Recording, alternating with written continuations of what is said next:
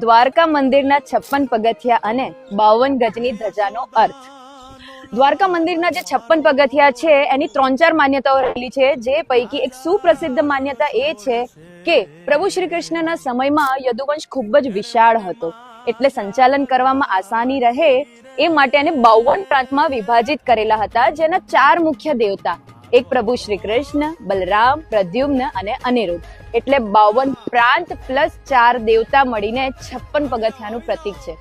કહેવાય છે કે ગોમતી નદીમાં સ્નાન કરીને આ 56 પગથિયા ચડીને પ્રભુ શ્રી દ્વારકાધીશના દર્શન કરવામાં આવે ને તો આત્માનું શુદ્ધિકરણ થાય છે. દ્વારકા મંદિરની 52 ગજની ધજા, 1 ગજ એટલે કે 3 ફૂટ અને 52 ગજ એટલે કે 156 ફૂટ. આ ધજાના દર્શન ઘણા કિલોમીટર દૂરથી કરી શકાય છે, જે 12 રાશિ, 27 નક્ષત્ર, 10 દિશા, સૂર્ય, ચંદ્ર ને ખુદ દ્વારકાધીશ પ્રભુનું પ્રતીક છે. કહેવાય છે કે જ્યાં સુધી સૂર્ય અને ચંદ્ર રહેશે ત્યાં સુધી પ્રભુ દ્વારકાધીશનું નામ અમર રહેશે. દ્વારકા એ ફક્ત નગરી નથી, પરંતુ પ્રભુની અનંત મહિમાઓના પ્રતીક પૈકી એક મહત્વનું પ્રતીક છે.